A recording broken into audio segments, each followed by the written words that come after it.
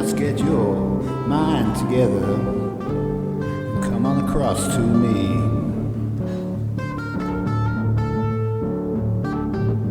We'll hold hands and we'll watch the sun rise from the bottom of the sea.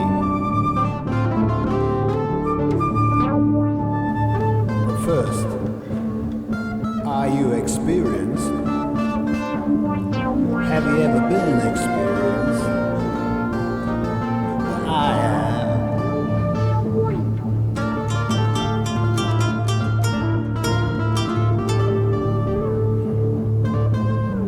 Probably scream and cry at your little world won't let you go.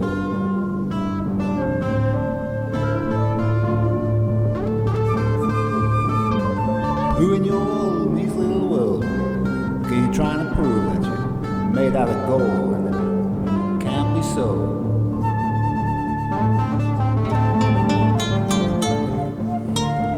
But first,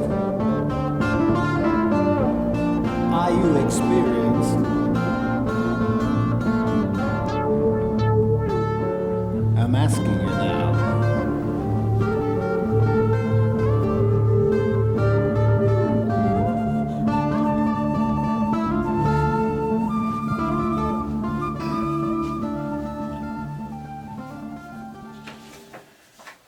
Okay, now I'll talk about the three pillars first and then we'll go on to the first pillar.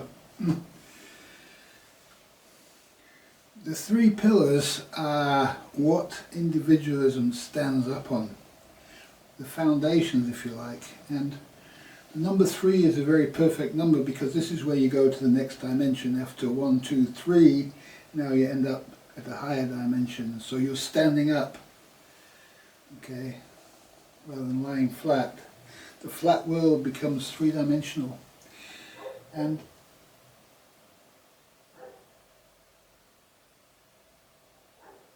it's necessary to go into the higher dimensions now.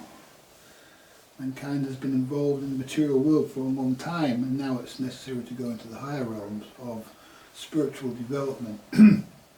The realm of becoming better or worse. And this is what really these teachings are all about, that next dimension. And when mankind has learnt about that dimension, in another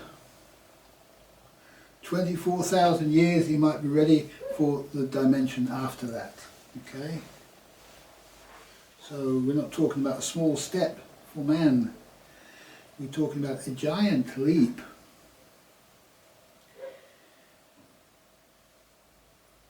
Now, this whole journey started off with the family, and it has devolved, not evolved, it's devolved, got worse and worse and worse, until we've got to the organised state. Okay, and so the first pillar is the family versus the organised state. Now, the family is a natural organisation. A lady and a gentleman come together, they give birth to children, natural order, the family is natural. And it's the first thing, first the individual, then the couple, then the family. It's evolving out of nature, 1, 2, 3, boom. And you're standing on the true state of humanity, which is all based around the family. And if anything happens within the family, it's a role of the family to discipline itself. It's not the role of other families to discipline it, unless the entire family becomes fallen or demonic, in which case the families around them may recognize that and may start to do something about it.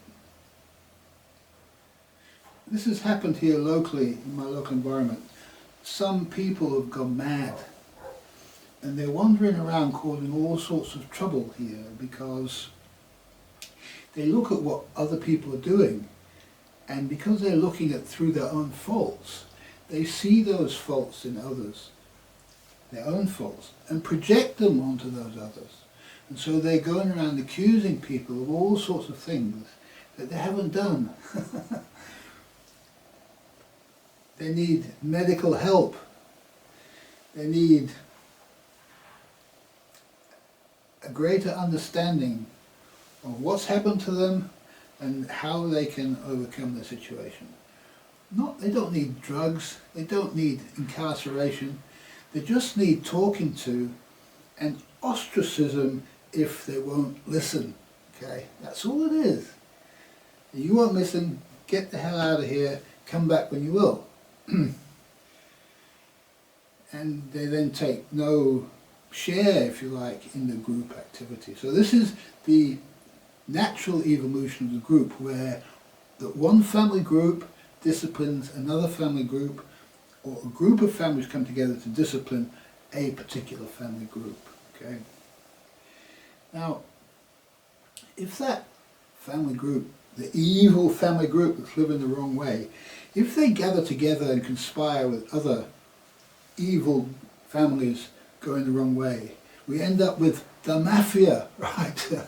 And we all know what that is. And if the mafia evolves to such an extent where they become part of the legal system, then we end up with the globalists. Okay. So the family versus the organized state. That is the first pillar upon which an individual, natural society, divine civil society, can found itself. Okay. Now I'm going to continue. Okay. Now, the next pillar is the craftsperson rather than the organized factory. Okay. So the craftsperson is the one I told you about, who puts his name, John Smith, carpenter, on his door. Okay, that's the craftsperson. All right, and there are various forms and levels of craft. And as you go from a craftsperson, you eventually become a master of some art. Okay, and the highest art is the art of philosophy. And so there's a journey, if you like, through many crafts and arts to the highest art of philosophy, and then the guild, and through to the highest level of guild, and the guild structure becomes a political base for the entire nation. Okay, so the organized factory is the first mistake. You can't organize factories, yeah? You have to have free people working in their own spaces, free to evolve, free to create, and then it all works properly. Okay, so that's the second pillar. And the third pillar is the guilds versus the organised politic.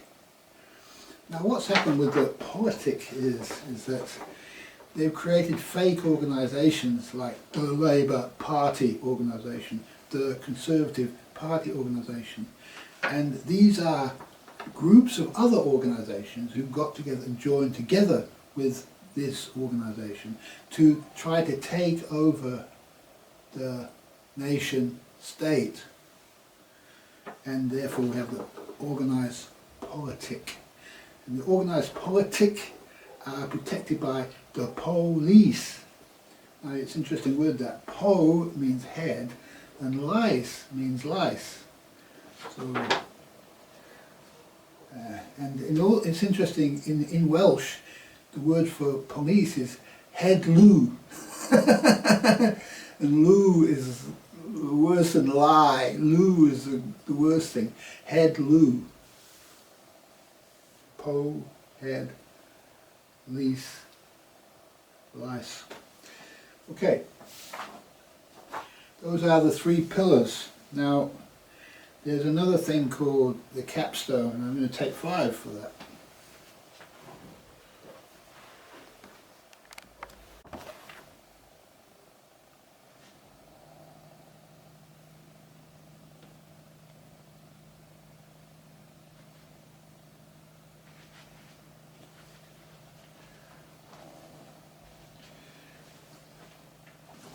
Okay, now the capstone is what governs all of this, okay? And you'll see we've got the cloud in the sky by Zeus, up, down and out, the 3 lightning strikes. And so you're either on the upward pathway, the downward pathway, or the out pathway. And the out pathway means you're finished, you're gone. There's nothing but a demon for you in the end of your life. And every one of us is on one of these pathways, and it's all overseen by natural order and nature herself in the form of the ascended masters, the people who have made it through to the heavenly realms and are looking after us from the sky.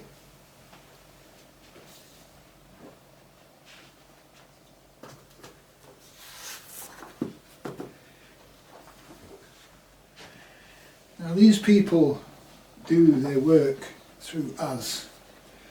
We're not separate from them, and we're not even aware of them except that we ascend to the highest levels and become aware of them. We can't help ourselves. We are ruled by the divine will. Okay, now I've got another diagram here. I'll put it close to the camera so you can see it briefly.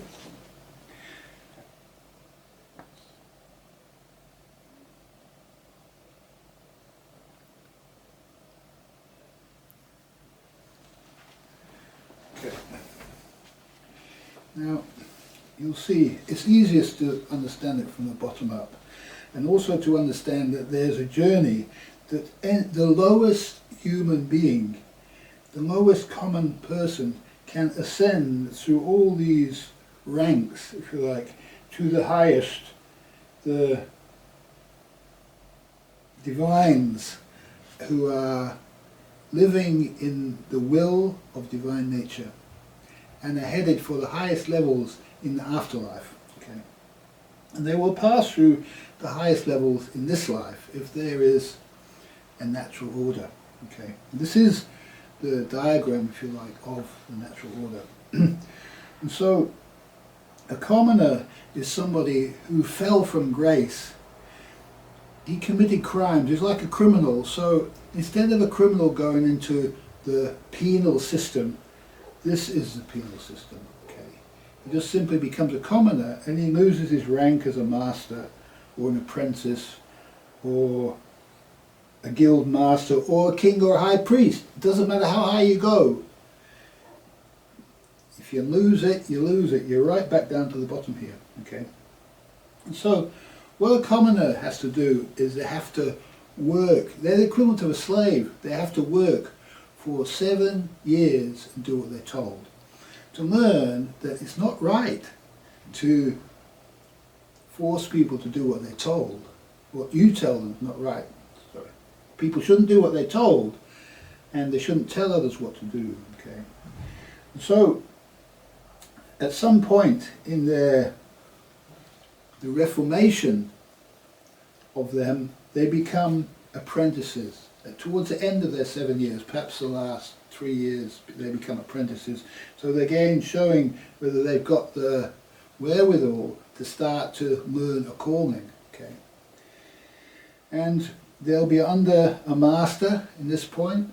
They'll have been with that master as commoners for the full 7 years. And it will take them 7 years to become qualified again to be a master. Okay. And they will do their master work, and they will become master, and they will join the class of masters. These are the people who are not making mistakes, who are following the divine will and following the guidance of the higher spiritual realm. Okay. And these masters have all the wealth and the money. Okay. So all these corporate interests, Elon Musk, Bill Gates, all these people would be part of the group of masters here, okay? And they would own all the wealth. All the wealth would be owned by them. Now, for them to rise out of this realm into the realm of government, into the higher political scheme of things, so to become somebody who other people listen to and respect, they have to give away all that wealth. They have to go on a long journey, give it away, and join what's really known as the high church. Okay, and that applies to those masters who are still doing stuff, okay, so they're still involved in their own guild, like, okay, so you could have it, the guild of skateboarders, okay. Mind you, these people will probably pass through the guild of skateboarders, through the guild of the knights, which is stuff like archery and swordsmanship, shooting catapults, and so on. Alright, these people would pass through a number of guilds before they become part of the guild chamber, okay? Before they become part of that. Now, to become part of the guild chamber, they have to have given up all of their wealth. So all the people sitting here are in poverty. Poverty, poverty. And you'll see there's a Y here and there's a TY here. This is one level of taking another pathway. This is two different things here. Two additional requirements to enter this section. This section, this is a higher section than this section.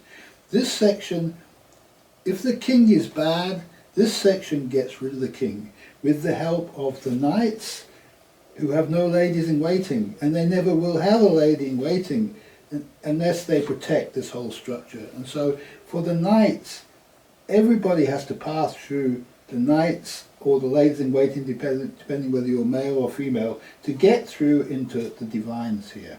Okay, and if you like, it's really a higher level than the guild chamber. Even though the guild chamber is living in poverty, it's still a higher level, this, because these people will discipline the guild chamber. They will follow the instructions of the higher divines here.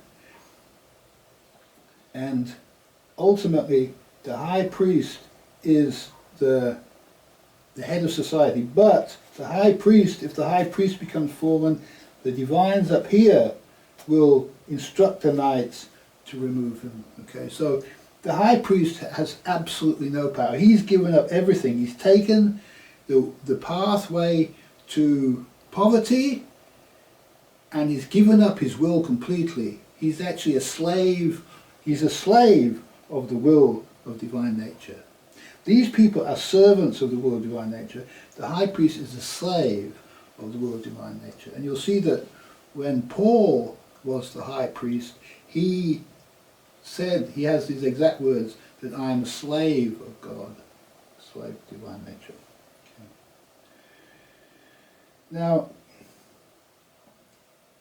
unless the king is living in, the king is supposed to judge all of these people here, supposed to judge them all, and the guild chamber is supposed to judge it all. And if he judges incorrectly, if he becomes a fake judge, then the high priest the high priest empowers him and the high priest disempowers him. So the king is anointed and baptized into his position by the high priest.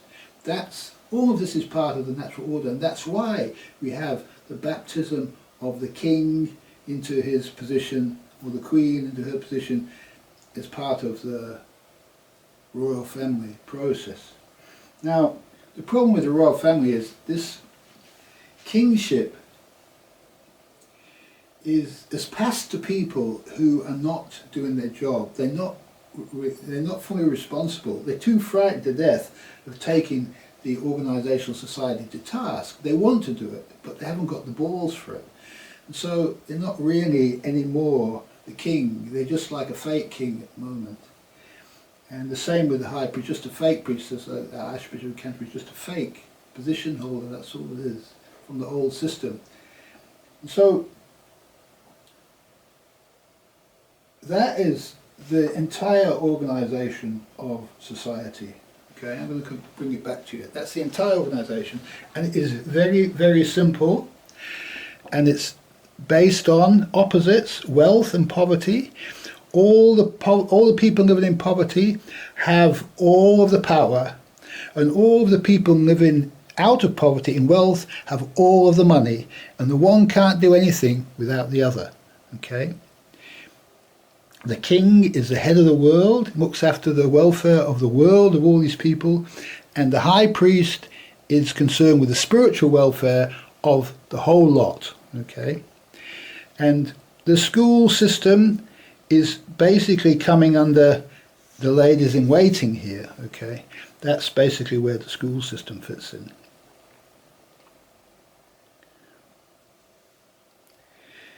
It's a start to find the new city, the new way forward out of the concrete and steel hell that we've made of the world.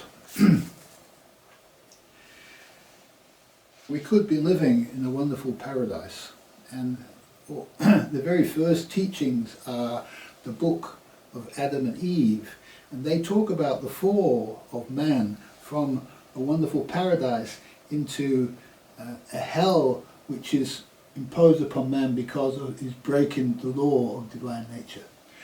That was the teaching from before the flood. It's a very ancient teaching, and it's still with us today. And when we get to the end of time, we really have to come and look at the beginning, find out what we got wrong, because that's a fundamental mistake, and get back to fixing that mistake, taking everything we've learned with us, and hopefully an even better society evolves out. A more intelligent human being comes out of this process. Now, if you've looked at all of these videos, if you study them, you've got a complete picture. There's no complexity in what I'm saying. It's very, very simple. Yet, what I'm telling you has all been hidden in the complexities of organisational hell. And so there are the signs of the remains of the divine civil society that used to be, that we can see that. But in years to come, in 100 years' time, even those remains will be gone. And so that's why it's important for me to come at this time to give this big overview to humanity, because now is the time that we can learn it. In 100 years' time, we won't be able to learn it. The only way you'll be able to learn it in 100 years' time is by watching these videos. And I have to have trust that these videos will be preserved long enough so humanity can create this wonderful system. And I have left behind a number of important works, books, written books. They're photographed and they're made into PDF files, and I'm not sure exactly where they are, but they're around. And these are a written understanding of the science of nature and a constitution for a United States of Europe, Constitution for the United States of Europe, which puts this whole scheme of things into a legal document. Not one word of that document can be changed. Not one word. That document comes direct from upstairs. There's not one word. I brought that document in one word at a time. I didn't know what that document was going to be. That document came in one word at a time, and as it came through, it was profound. I was just as amazed as any of you would be if you read that document, at the level and profundity of that document. That document is coming directly from the Avatar synthesis. Now, there's another book called International Law, and it teaches how the organisationalists have got international law all upside down, and that every nation should have its own international law, so that if it decides that it doesn't want to fight with nuclear weapons, it should say nobody can fight with nuclear weapons on our land of our nation. Nobody can use cluster bombs on our land of our nation. Nobody can use guns of any kind on our land of our nation. Nobody can use explosives on our land of our nation. And so each country has its own international law, and if a country violates the international law of any nation, then it's up to the other nations, just like it's up to families to discipline the bad family. If that happens, if a bad nation interferes with another nation and breaks their international law, then it will be fairly easy to look at the international law of the nations, not to argue about what the law should be, but to look at the law of the particular nation that's been violated, and judge the nation, the violating nation. Okay, and if that's the case, then we have a true united nation, not the fake thing that we've got at the moment, which is just like the branch of NATO. That's all it is. Okay. Right. Now you'll see I'm sitting on another chair here because I ordered a chair and it was supposed to arrive yesterday, and so I took my chair out and put it outside so the guy could take my old chair away and bring the new one in, and he never turned up. And as a result of him never turning up, I had to fill a deep freeze up with water and put my outboard motor in it and try to start my outboard motor. And the result of that was that at the end of that process there was a big pool of water in the house, which I only realised today now what happened. And these diagrams came through in that moment, okay, these extra chapters. And so that was really why this guy didn't bring through with my chair, because I needed that big pool of water to get this higher level stuff through to you people. So we don't know what anything's for. That's another wonderful truth. We don't know what anything is for.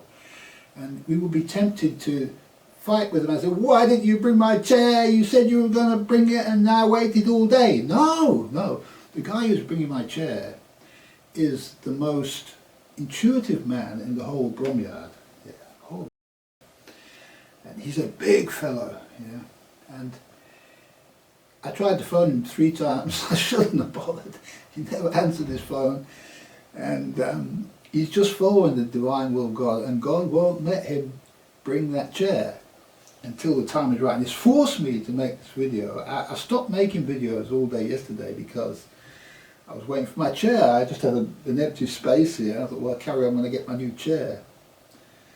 And so I had to make this other work and do a few other things. And so we don't know what anything's for, and it's profound when we recognise how everything fits together. And so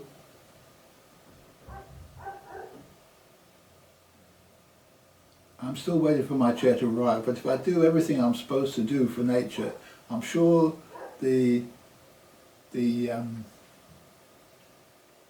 chair will arrive. I'm just thinking about what happened. There's no pool of water now, so it's not as powerful in here as it was before. There's no water, there's no flame, so it's just back to normal there.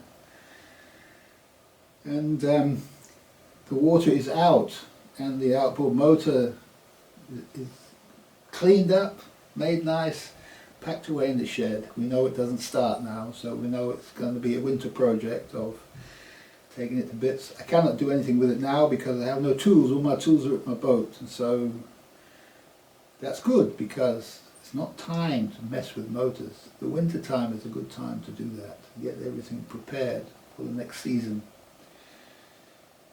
And so this is the end of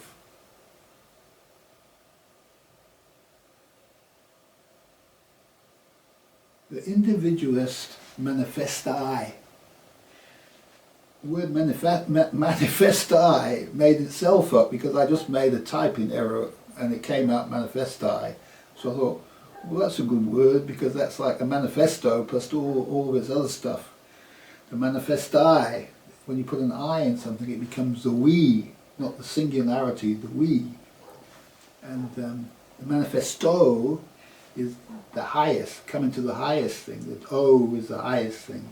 The I is the we of it. And so, as you can see, these last chapters have been about the we, how it all hangs together and holds society together.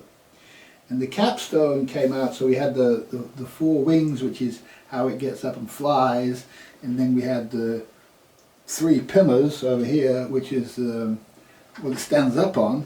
And then we have the chair, the 4, if you add the capstone, then we have the chair, okay, the seat of authority, and that is, again, shows in the king, the high priest, and of course the seats in the guild chamber. This doesn't leave anybody out, the system. That every occupation is recognised, every calling, of course, that's what we call them, and they know the best, they know best, and they determine their own affairs, and they come together in fair representation into the meeting house, in the city council. You can't be in the city council if you don't belong to a guild, and that used to be the law not long ago. 100 years or so ago, you could be part of the city council except you were a guild master. That used to be the natural organisation. Now, it's taken me years of study and research to understand all of this stuff and to pinpoint the pieces in the system which are organic and natural, and the pieces which are artificial and contrived. So,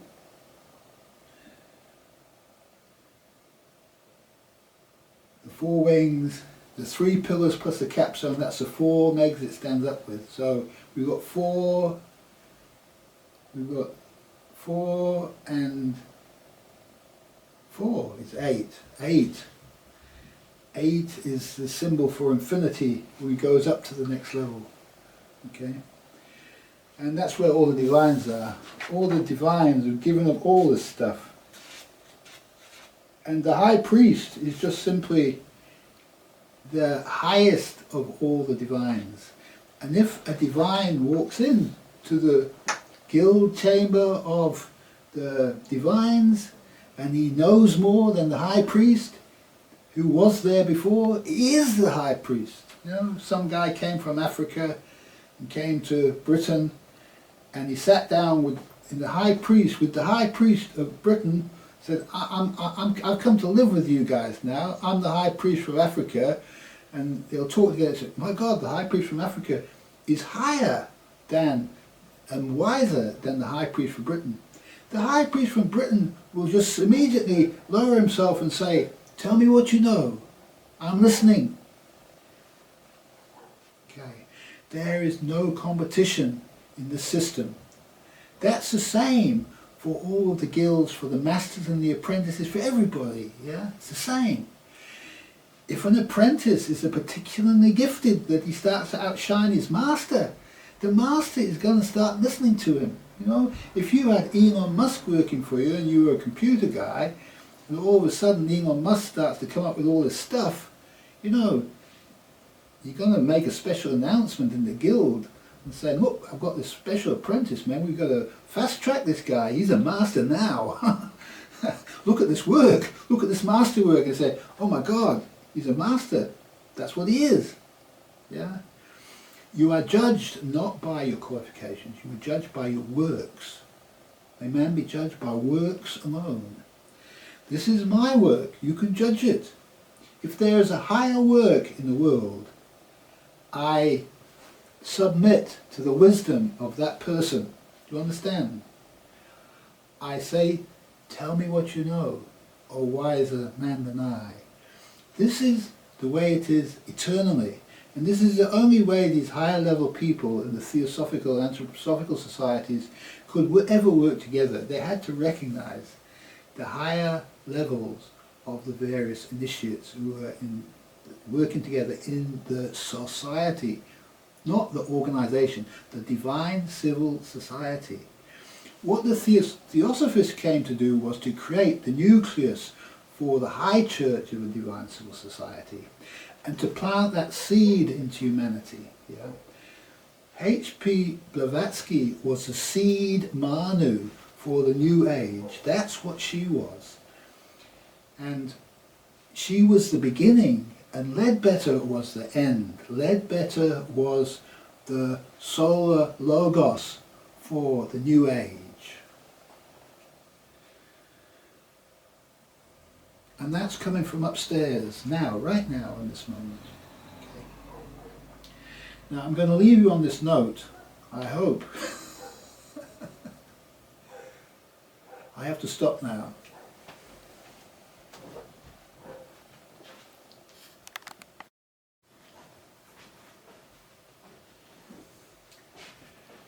Now you see, as soon as I said I have to stop now, the dog barked.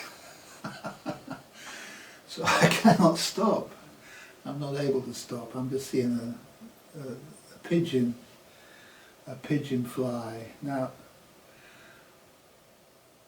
the greatest songs I ever produced was Donald the One-Legged Pigeon, Part 1 and Part 2.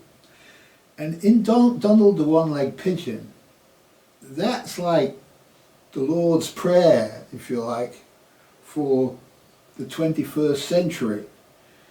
And if you look at Donald Part 1 and Donald Part 2, you will see the one is for the foreman human and the other one is for the divine human. And they're two opposites. And I did actually present Donald Part 2 in previous videos. What I'm going to do in this video is I'm going to put both of them back to back. Now the quality might be a little bit reduced because I can't find them, and so I've had to download them back off YouTube. And I notice the file size, when I upload a file onto YouTube, it's a big file, high quality, as high as I can get, uncompressed, everything. What I get back is some like really tiny file that's had the hell compressed out of it. So it's really a disservice because it shouldn't be reducing the quality of the material that it's sent up there to preserve and look after. Okay. Yet it has it. So I just say bear with the quality of it.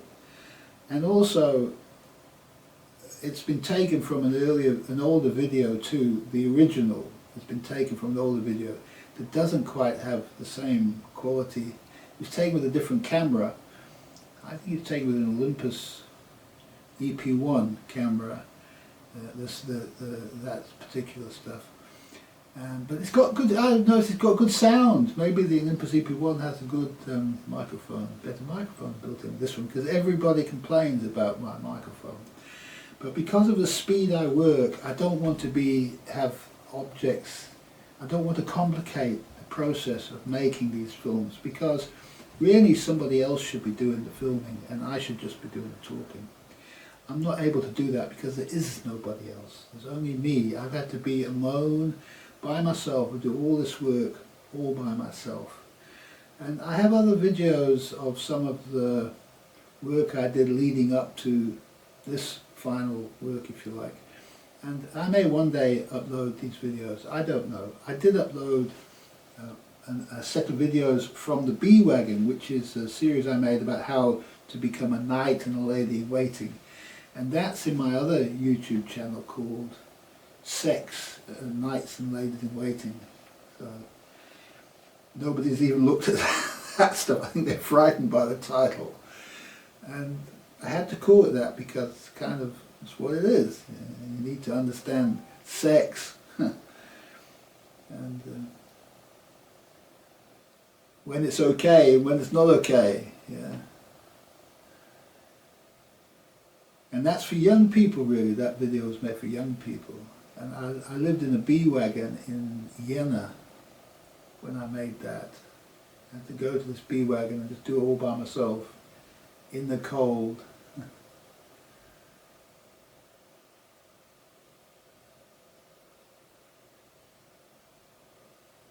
I had to render all the videos in just a East German cafe that I could go sit in, order a cup of coffee and plug into the power and sit down and do my video editing, because there was no power in the bee wagon. The bee wagon was a bee wagon. It was a wagon where bees had lived. Special place, really. The bees are, of course, the highest thing on the planet. The bees are the highest form of natural organisation. And us humans haven't achieved the natural organisation yet that the bees have. So the bees are a higher form of life than humanity is. And the bees have been enslaved by man, really, and put into square hives. We shouldn't keep bees in square hives. Bees need to be kept in round hives. if you're going to keep them in hives at all, you have to make a nice round hive. A bee lives in a round, hollow tree. That's where a bee lives.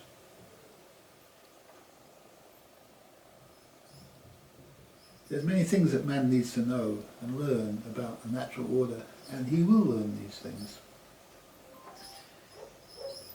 There's something coming in there. I'm going to have a look at my messages, and thanks for watching. There goes a dog again.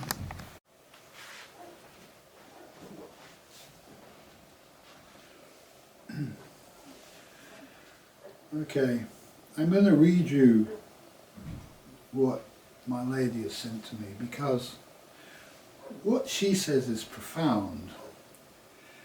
She doesn't understand it fully, what she says.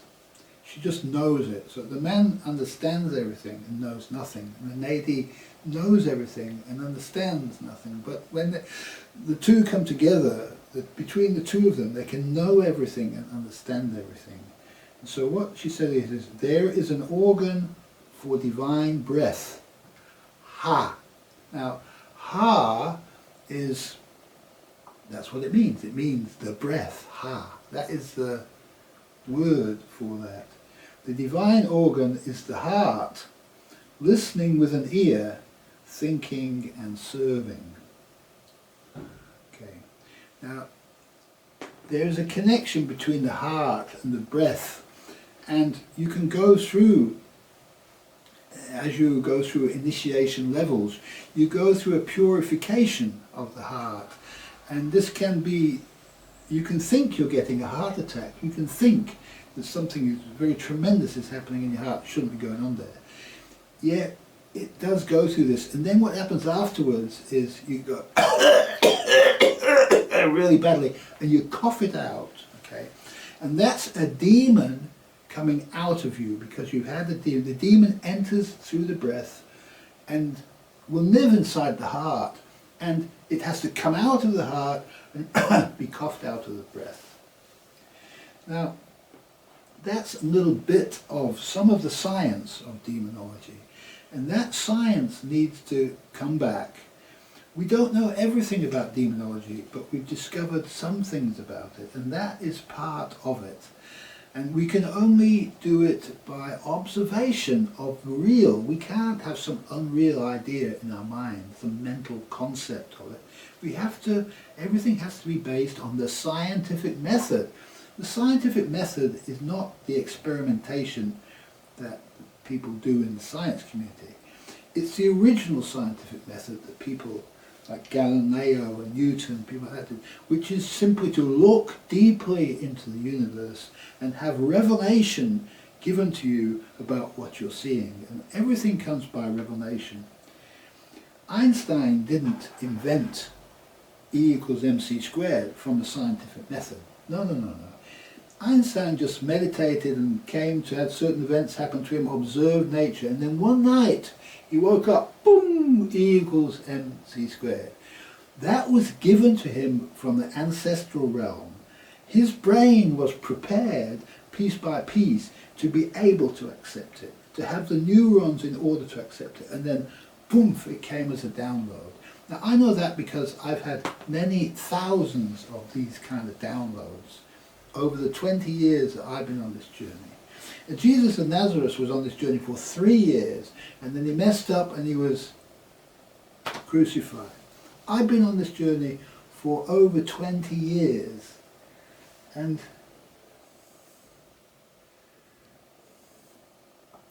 all I can say is that you have to judge not me, you have to judge the teachings. Are the teachings worthy? Are the teachings useful? Are the teachings wise and correct? That's all you have to do. And if you do that, you won't make any mistakes. If you try to judge me, I'm nothing. I'm just the servant of nature in all her glory. I purify myself. I have followed the will of nature for over 20 years, and nature has produced me as a vessel to bring what nature is saying to you now through these teachings. And Krishnamurti used to say, the speaker, because it wasn't him saying it. I'm not going to go and resort to that kind of technique. The speaker is speaking through me. The speaker is speaking to me as well as to you. I am hearing the speaker. I am the listener. I am not the speaker, you understand? I am the listener. You are the listener. We're all listeners. We're listening to what the speaker is saying. Now that's how we have to approach divine meeting, because in the divine meeting, in the guild, one has to understand that only nature is speaking. When anybody speaks, it's nature speaking. Yet the Native Americans used to say, you are speaking with a forked tongue, because if you're not in the divine will of nature and you come into the divine meeting and start opening your mouth, it's going to come out with a forked tongue. And that's when you start saying and all that other stuff, and can't get your words out and resort to swear words and cursing and things like that.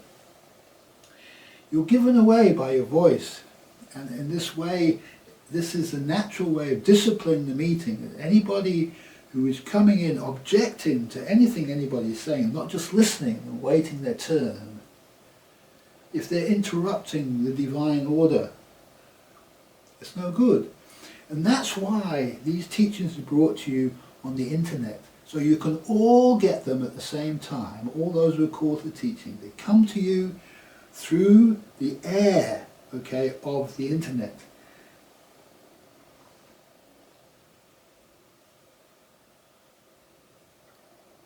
You cannot speak back. You can comment, but none of you do. If you do, you say nice things. Or probably Google will cancel you. I don't know. What a world we live in. Anyway, what does anyway mean? Anyway.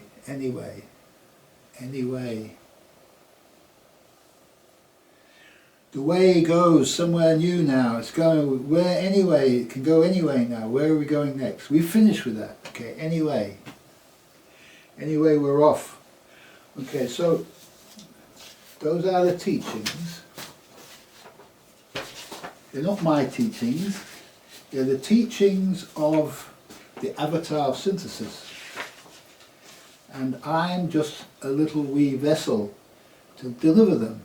And so will many of you be, and greater things will you have to do than I had to do to deliver this sort of stuff. Greater things will you all have to do, because there's no shortcut in this business. You all have to do what the masters did who came before and more. That is a law. It doesn't get easier, it gets harder.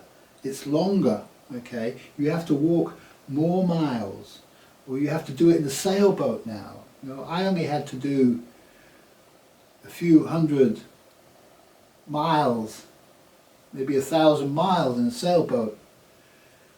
You're going to have to sail right around the world, you understand? The next one who does this, right?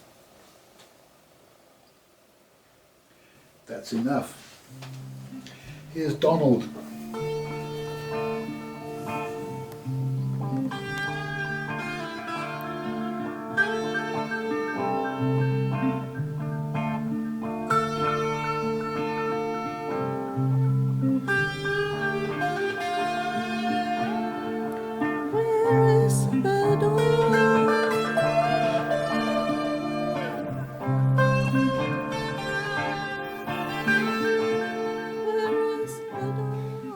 There are people, holy people living in the streets of our cities. These people, you see them sitting outside supermarkets with their hat on the ground, and in places like Glastonbury, holy sites. And it's necessary to look after these people to make sure that they're fed and so on. And this Star Chamber documentary, if you like, was about looking after these people. And this song is about these kind of people really, and it's autobiographical also in a sense, although it's not really me speaking, it's coming from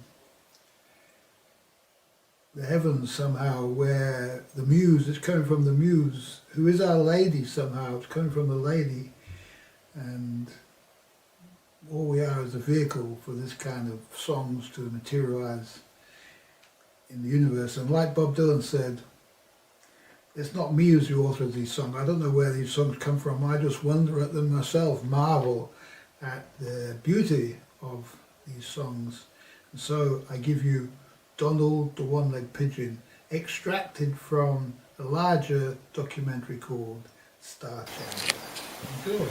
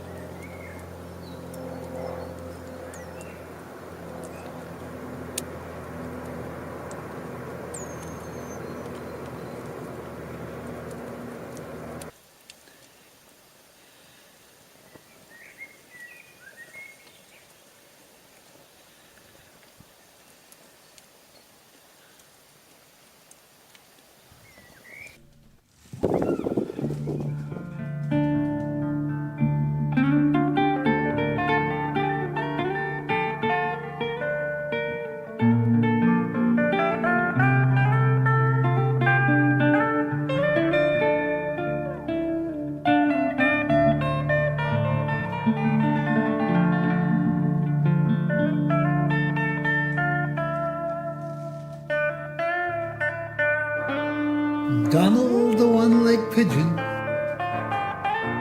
messenger was I, upon the very treetops sailed I o'er the sky. Yet when it came to landings, only spikes I see.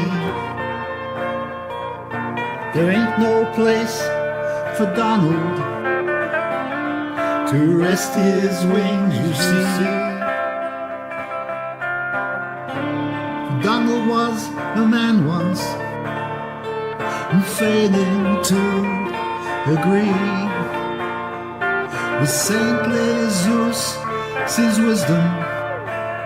He fell from grace and sea, not finding himself in heaven, nor remembering it at all. He now conducts the orchestra of Satan's gladiators' ball. I'm Donald the One-Legged Pigeon, standing here with thee on Peter's lofty gateway. The two of us agree it's cold and mostly miserable in Satan's orchestra, and so we humbly beseech thee, our Maker wise and true, in your opinion, Majesty, did we enough endure of all that's mostly outside your illustrious door? Oh, Donald, I must surely ask, I must ask the same as thee. Did you your earthly work complete, or did you squabble and compete for peanuts, or what's worse, For all that gold in Satan's purse.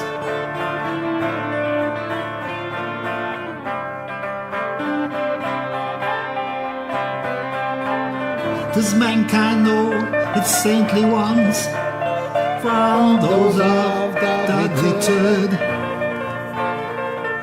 The one who in his light does dwell, the other in absurd. The one whose simple words advise, the other of the way. Or is it other worldly ones who lead us all astray, and using all those dirty words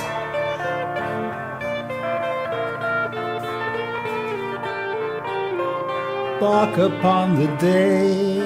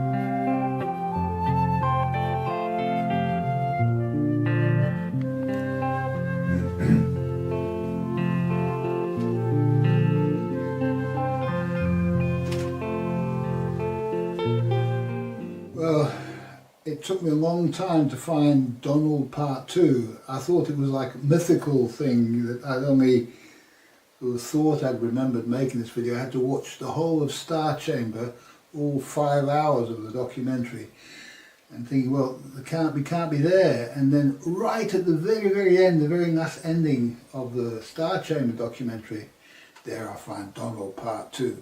So I had managed to find him. And it's interesting because it's like the opposite of Donald Part 1. Donald Part 1 is about what happens if you fail on your journey in life, and Donald Part 2 is what happens if you pass on the journey of life. So I hope you enjoy Donald Part 2.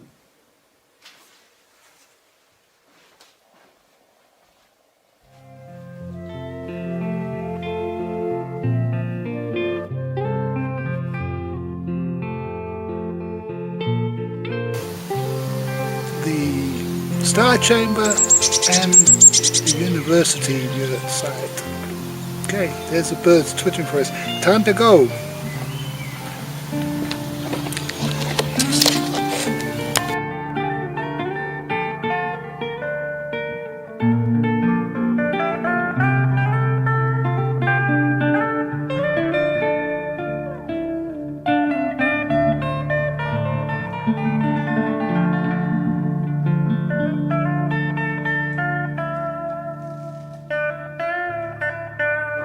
Donald the one-legged pigeon, now become a man. I can't remember anything about how pigeons ran. I know the truth is everywhere, yet nowhere can I see any place for Donald in this disheveled tree. Donald the one-legged pigeon, and coming to the hour when my behavior determines, am I weed or am I flower? looming under the sun, like those other doggy ones, barking at your gun. Away from it I run. I thank you now, my Maker, for everything you do. It's coming from eternity to help me clean my shoe. And all those doggy blackbirds, and all that doggy do is washed away from heaven and takes no part in you. No one can discover the origin of art unless he knows his Maker and praise his holy heart. For all of mankind's wisdom, there's nothing in the end. It's how he lives his life on earth, his minutes he does spend, assigned to all the world seen on every last man's days. As God, the final artist, paints, always his final farthing pays.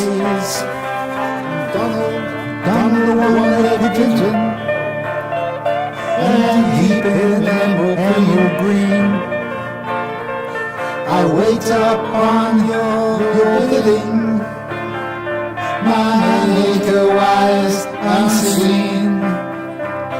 Will you your earthly work complete for a few pigeons more to sing within your orchestra by your illustrious door? Oh, Donald, I would ask the same of thee, to sit ye by my fireside upon my very knee, where upon every subject we'll talk and we'll agree.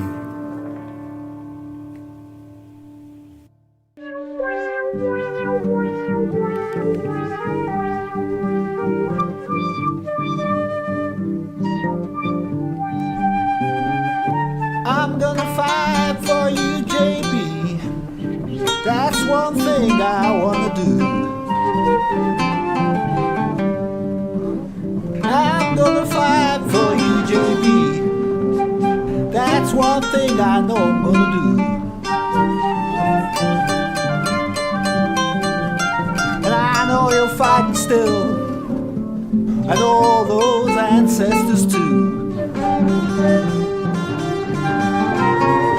From your kingdom in the sky, you're helping all of the world. From your kingdom in the sky, you're helping all of the world. And we're helping you too, as we pass through our life.